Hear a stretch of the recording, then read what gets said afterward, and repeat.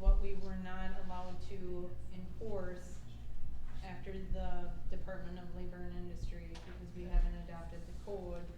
So we have not enforced 151, but it technically has never been rescinded or repealed, So it we needs to be have to do repealed that. To keep no the matter same what. numbering structure to bring in that Right. one in the same spot.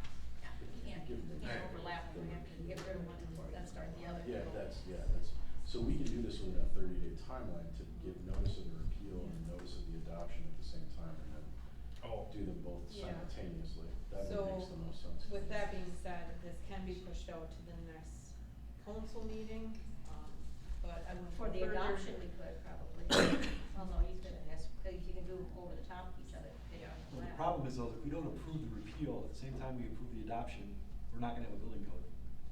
You already know. We don't really have one. Okay, so don't we have would- yet. legally, we What wouldn't we have a have problem with that. is. No, if it crap. fails, then nothing happens and we're good. Okay. Yeah, Okay. then we're just still running. So do you wanna, Yeah, it's already down there. do you wanna do it as repeal and replace, or do you wanna just do it as repeal? Repeal and replace, Okay.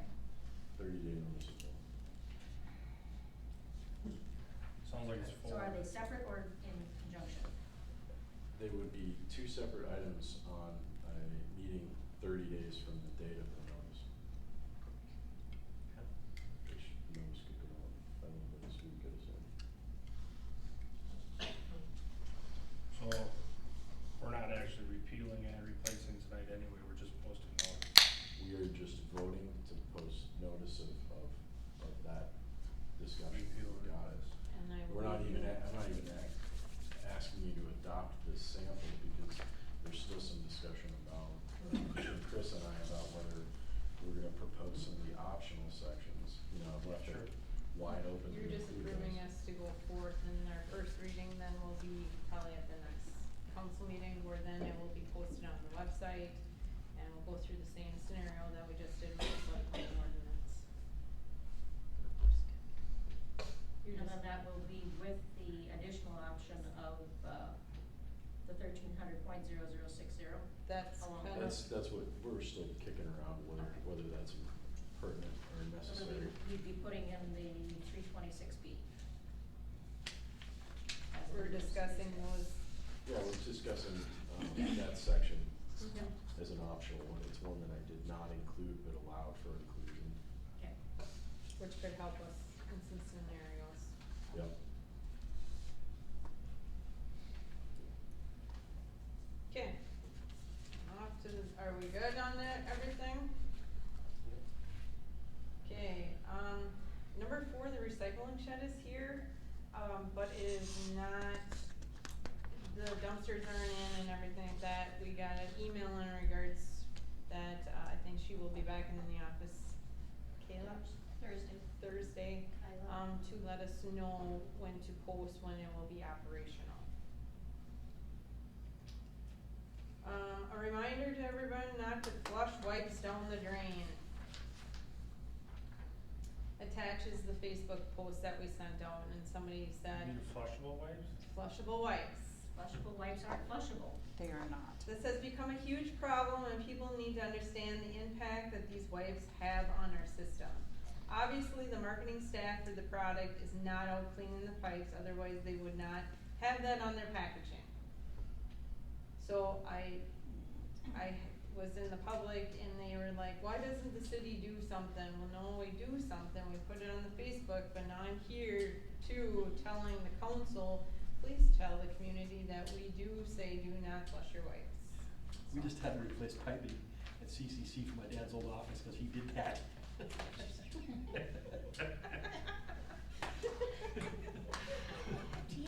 Yeah, Well, it'll be on the marquee next week, don't worry about it. Alright, just wanted to put that out there. So, number 6, a reminder to everyone that the City of Medelia's ordinance 94.05 states no person should dispose of any branches or leaves in the street and alleyways. Keeping leaves and branches out of the street and alleys helps catch basins, stay clear of debris for upcoming storms. Please dispose of these items at the compost site during the designated hours. Okay, can we just We not are- even go into those hours? We're, what? Can Monday, Wednesday, Friday, 2 to 7, and Saturday, 9 to 12, and 1 to 4. I think we just need to have it open all the time. That needs to be a discussion with Ben. I would say, well, I would agree with that as we get towards the end of the season. Like because- now? Like now, yes, right now. Okay. In the spring and the fall seasons. Yep. I think it'd be either that or, allow for Sunday or something, but if you can't mow on Saturday, you're not getting in. The only problem is with some of this is, again, I am having a meeting in regards to having the electrical and the camera. I don't know if we're gonna be able to have, high power cameras down there with the electrical that can go down there. I'm looking at you because What do you mean by high power cameras, like, what is it, shoot the moon or? No, what? there's only enough power down there just to do the light, and that's it. That's all that I I got. don't think there's any power there now. No, there's There'll be not. a full service down there if you put it in. But it didn't You'll have sound plen- like they were doing a full service. So it is just a light. Is this correct? And I'm looking at you. No, they're, right now they're gonna put up solar lighting for the compost site, or for the recycling center. The option is to bore in a full service with internet, so that we could have both security and lighting. But it didn't sound like we were getting enough down there. I don't know, I have to verify that.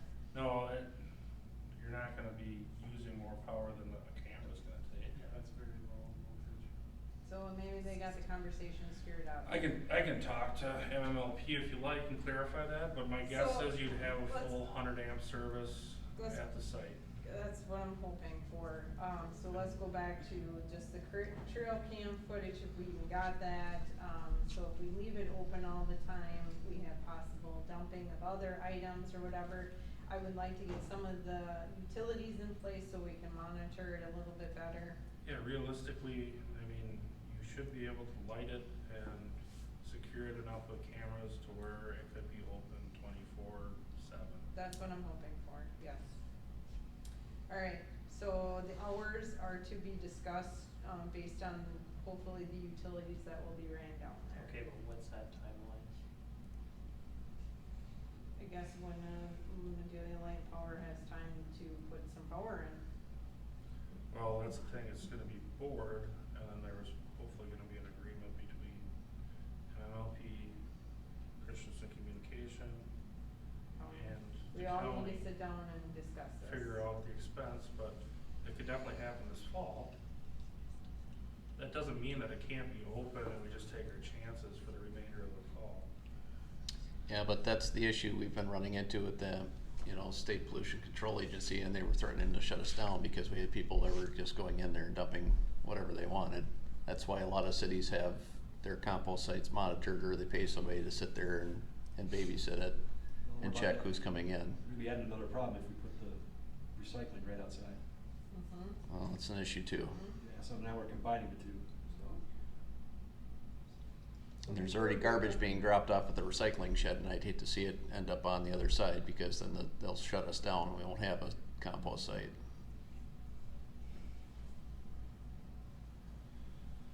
I don't know if there's an easy solution.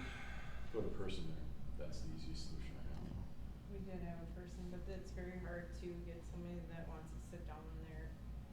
You just don't get the workforce like you used to. You can't find somebody who just wants to sit on their phone all day and take tickets from people. No, because Maybe if you put internet down there, they Yeah. Power. So much Where you Now. Yeah, they don't have power to charge their phone, so. yeah. There's that. If they're sitting in their vehicle at the front of it, checking people that are coming in, they can plug their phone into their car.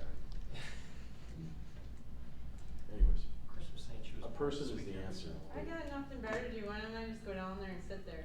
We For get, ya. we'll get I you- would love to do that. We for get you ya. battery packs for your computer. No increase on my wage.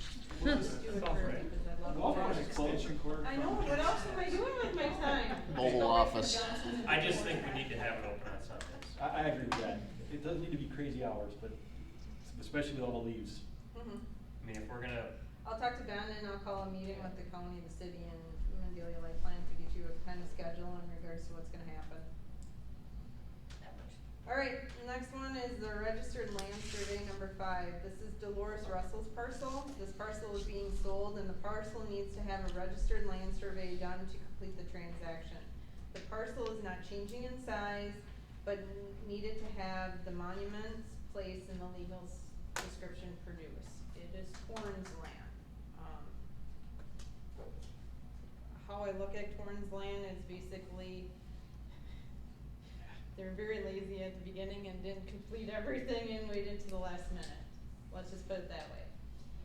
The reason I say that is if you go in and you take a chunk of land and plat it out, every section in that plat has a legal description that is actually produced, and everything is done in a subdivision or a plat. In Torrens land, they mark out property, but not every property may have an actual physical legal description. So when Dolores Russell's house went up for sale, that parcel didn't physically have a legal description drafted. It had just a tract number. So now they have to go back and actually physically go out and do a land survey and actually develop the pins, the monuments, and actually produce a legal description for them to do the actual land sale. So that is on the agenda tonight to approve. Questions on that?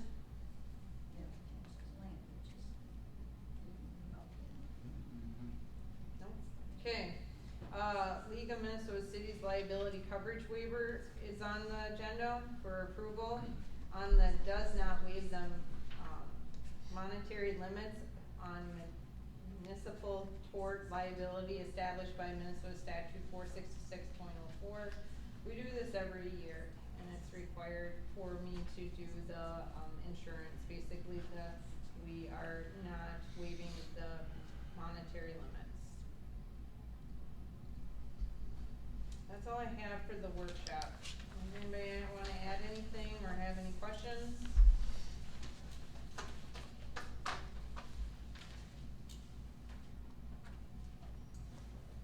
Mine went fast, not like the EDA.